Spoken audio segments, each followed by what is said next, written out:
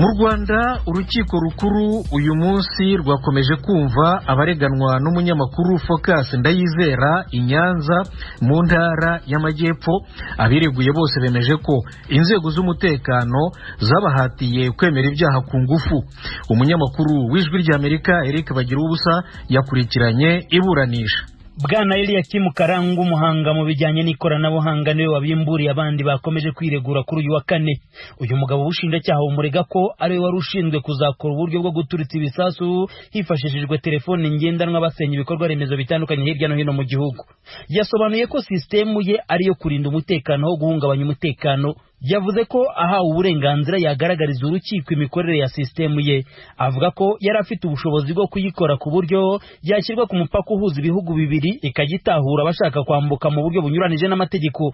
Bwana Karangwa yavuze ko nta bikoresho yigeze afatanwa bigamije guturitsa ibisasu. Yavuze ko ibikoresho byafatiriwe mu kigo cye mu gihe yasabwaga gushinja umunyamakuru Focus Ndayizera ko yafatanywe ibiturika bitemeye ku butaka bw'u Rwanda. Karangwa afashe umwanya munini mu bireguye, yabwiye urukiko ko inzego z'umutekano zagiye mu kigo cyafunzwe. Yabwiye umucamanza ko inyandiko mvugo zose yazishyizeho imikono igihe yabaga yabanje kubitegekwa n'inzego z'umutekano kubikora bitewe n'aho yabaga afungiwe, maze ashimangira ko na n'ubu ari kuburana atibuka ahantu yarafungiwe kandi ko umuryango we wamaze iminsi 22 atazi aho yabaga. Hari amadolari 579 umushinjacyaha avuga ko Karangwa yayoherejwe na Bwana CASSIEN NTAMUHANGA mu bikorwa byo kugura ibikoresho byo gukora ibiturika. Uregwa yemera ko ayo madolari yayakiriye anyujijwe kuri konti ya Dahabushiri, ariko ahakana ko yayahawe na NTAMUHANGA. Avuga ko yayahawe n'umunyakenya Innocent Mugume kuko bari bafitanye gahunda ko Karangwa mukorera imashini zigezweho mu buhinzi yagombaga gushyiraho system irinda umutekano. Yemeza ko yamenyanye na uwo munyakenya kubera Focus Ndayizera wamufashaga kumenyekanisha ibikorwa bye by'ikoranabuhanga. Ariko umucamanza akabwira Karangwa ko atagaragaza amasezerano y'imikoranire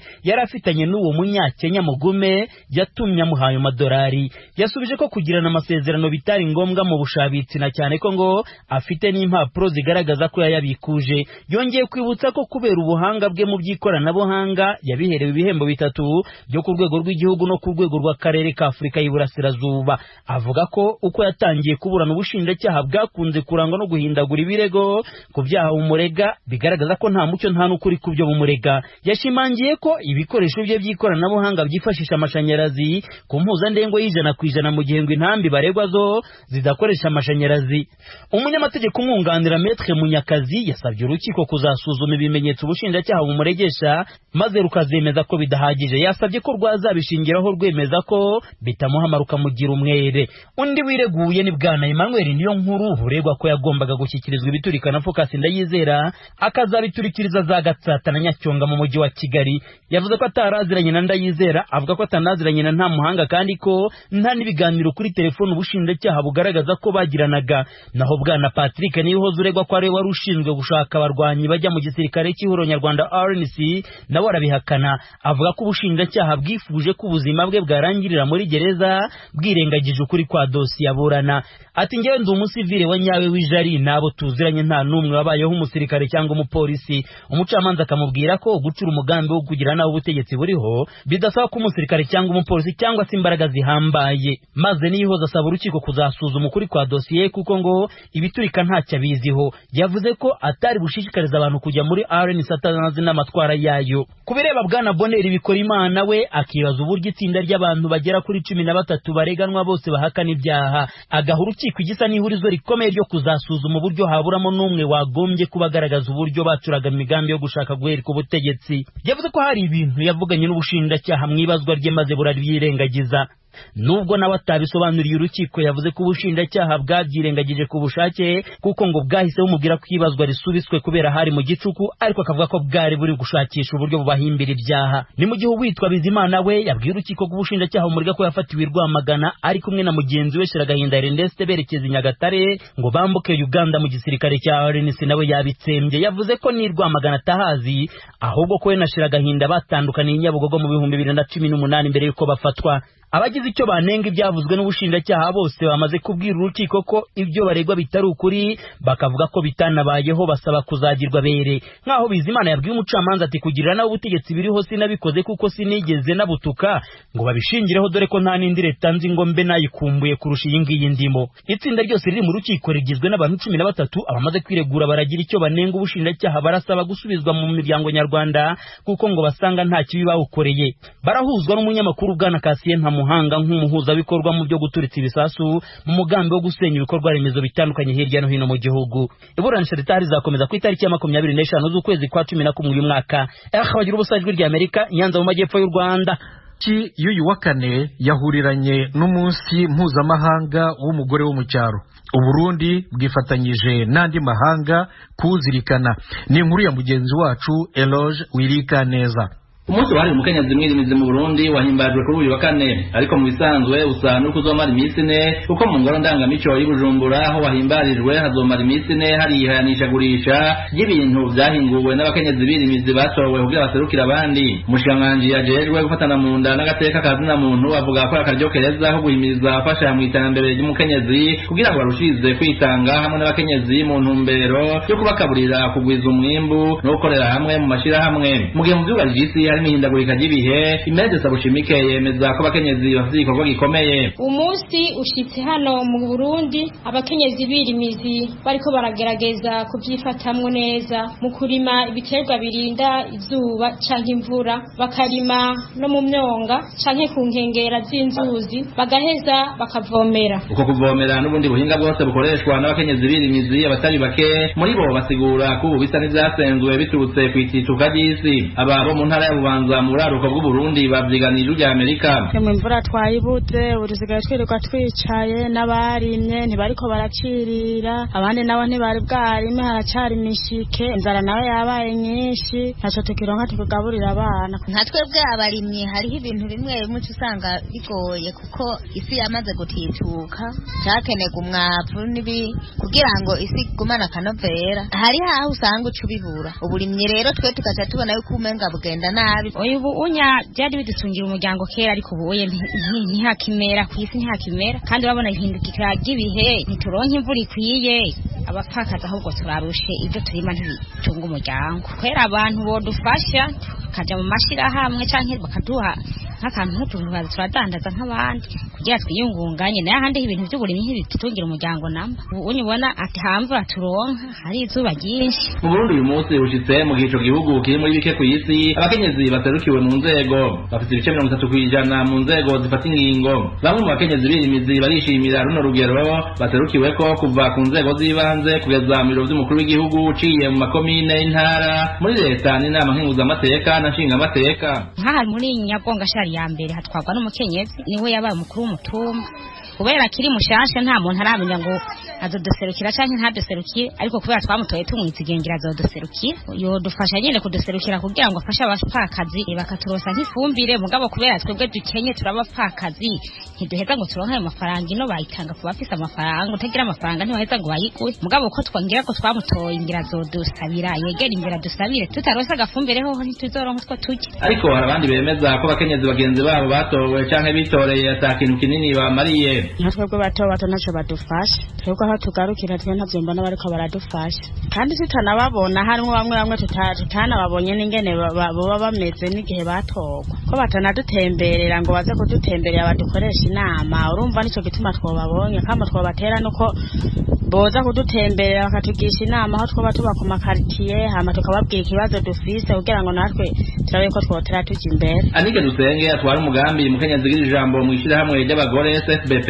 imwe mu yahimiriza cyane abakenyezi kwitoza, yemeza kugira abakenyezi mu nzego ari ikintu gihambaye ku bagore uhereye kuri bato mu mitumba. Uku niko yasiguriye ry'Amerika. Ejo umukenyezi ari mu ntwaro, abakenyezi bazoshobora kubahuka kuza kumwitura, bamubwire nyine bahohotewe ibyabashikiye kuko hari abakenyezi bashobora kuja kurondera ubujejwe intwaro ariko yasanga ari umugabo akumva ntiyugururukiwe kumubwira ibyamubayeko kumbure yuko ashobora kuba yafashwe ku nguvu ashobora kuba ari ikintu atokubahuka kugira umuntu w'umugabo ariko umukenyezi ari hajya azoshobora guharanira agateka k'umukenyezi mugenzi we ari indani mu nzego atari hanze. Umukenyezi wo muri komine Rugombo intara ya Cibitoke mu buraruko bushy'uburengero nawe hari ikindi kintu kimushimisha kubona muri rusangi abagabo babirimizi batagitana ibikorwa batandukanye babo nko muri kahise. Ubu tubayeho neza kuko ubu abagabo barafasha muri bimwe bishoboka kubera inzara yagiye iratera yarashishije ubwenge abagabo benshi barafasha abakenyezi baritaye ibikorwa byo mu rugo na cyane nk'ubu twimirije mu gihe cy'itero abagabo bariko baragwana bagura imbuto naho izimbye ariko bariko baragwana bagura imbuto umuntu arabona neza ko ari byiza. Ibiharuro bitangwa na ONU kuri uyu munsi mukuru byerekana ko icakane c'abantu ba mw'isi y'abakenyezi ariko bari munsi y'ice 20% byafite amatongo biharije canke batorana. Unimenyesha ko mu gihe abakenyezi bohabwa amahirwe amwe n'abagabo umwimbu ushobora kuduga ku rugero rw'uko abantu bugarijwe na kigoyi bagabanuka gushika ku bantu bari hagati y'imiliyoni 100 ku isi yose. Ishami rya ONU rijeje abakenyezi naryo rivuga ko muri rusangi umukenyezi umwe kuri batatu bafite akazi akora mu gisata cy'uburimyi. Eroje uri kaneza ijuru rya Amerika. Dusimbukire noneho muri Uganda amashuri amwe namwe yongeye gufungura uyu munsi yose yaramaze amezi 7 afunze kubera icyorezo cya virusi ya corona. Umunyamakuru w'ijwi rya Amerika muri Uganda Inyashius Bahizi aratugezaho inkuru irambuye. Kongera gufungura amashuri bikurikije ubushishozi bwinshi inyigisho hamwe no gushiraho amabwiriza akomeye azakurikizwa kugira ngo abanyeshuri batangiye uno munsi barindwe icyorezo cya COVID-19. Ibi byose byakozwe habayeho gufatanya hagati y'ibigo bya leta bitandukanye birimo Minisiteri y'Uburezi ishinzwe amagara y'abantu ishinzwe umutekano ababyeyi kimwe n'abarimu. Twavuganye n'umwe mu bakuru b'amashuri Bwana Nkunda Hatega Emmanuel ukuriye ishuri rya Reed Primary School mu mujyi wa Gisoro mu burengerazuba bw'igihugu atubwira ko mu myiteguro bakoze harimo gukorera ibipimo by'ubuzima abarimu n'abandi bakozi bo ku ishuri bose mu rwego rwo kurinda abanyeshuri. Already twabonye certificate ya government iri kutwemerera twabanyujije mu by'ubuzima twabajanye for medical check up barabasuzumye basanga nta COVID-19 bafite, so twiteguye kwirinda iki cyorezo kandi tukakirinda n'aba bana baje kugira ngo bakomezemo amasomo yabo ya P7. Si ibyo gusa ahubwo ku ishuri hashyizweho n'izindi ngamba zo kwirinda iki cyorezo ku bantu bose bazarigana nk'ababyeyi babo banyeshuri. Icyambere ikigo cyacu gifite uruzitiro. Dufite gate imwe yo abantu binjiriramo bagasohokeramo. Iyo winjiye rero aho ngaho ku gate ikintu cyambere cyubanza gukora utari wageza n'ikirenge mu compound yacu ubanza wakaraba intoki zawe n'isabune cyangwa se n'amazi cyangwa na sanitizer. Icya kabiri haba hariho umuntu ku gate aho ngaho agafata temperature yawe. Uwo basanze afite 37 kwiyongerayo uwo ngo no guhamagara ba district task force. Ufite iyo hasi uwo turakomezanya nawe rero turebe ngo uwo muntu yambaye mask neza. Tukabagira inama yuko batagomba kugira ukuntu baramukanya bafatanye mu ntoki taguhoberana hanyuma no kuvugana. Uwo avugana nawe wari wese mu ishuri agomba kuvugana nawe hariho mita nk'ebyiri hagati yabo bombi. So n'abana kandi nuko nguko nabo ibyo turimo kubibatoza. Abanyeshuri nabo bamaze gutozwa uko bakwiye kwirinda. Leta nayo yagiye iha buri munyeshuri udupfukamunwa 3 two gukoresha ari ku ishuri kandi aya mabwiriza yose agomba gukurikizwa mu bigo by'amashuri bisaga 60,000 mu gihugu cyose. Nitwa Nkurunziza Jordan nigira Ikarabu Primary School. Corona no kwirinda uwambaye mask no gukaraba amazi n'isabune cyangwa se koresha sanitizer. Nyine hariyo bucket burimo amazi uko gipeto zaguma turakareba aho tugeze ku ishuri. Nje Mbabazi Fiona wigira ku Sunrise Primary School. Ukaba niteguye kujya ku ishuri mfite na mask hamwe na sanitizers 3. Ngirunsanga Pascal rumwe mu babyeyi bajanye abana babo ku ishuri uno munsi ariko aracyafite impungenge ku kuntu aba bana bazarindwa iki cyorezo cya corona. Iyo burwayi bwa COVID bugikomeje buri kubiguma buriyongera buri munsi so ubwo nk'ababyeyi dufite ware gutekereza abana bacu bo barabasefu bate ntaho twabyizera neza uretse kugira umushuri umuntu akabaza niba hari uburinzi buhagije bwo barabasefu nk'uko twe turi nabo mu rugo. Nyamara umubare munini w'abanyeshuri ntabwo wemerewe gusubira ku ishuri.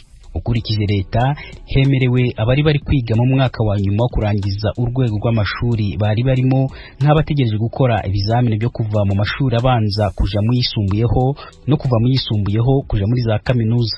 Ukurikije Minisitiri ushinzwe iby'uburezi Janet Museveni, ibi leta yabikoze kugira ngo amashuri abemo umubare mukeya, hanyuma abanyeshuri n'abarimu bahana umwanya ukwiye hagati yabo wo kwirinda kwanduranya icyorezo. Ignatius Bahizi, Ijwi ry'Amerika.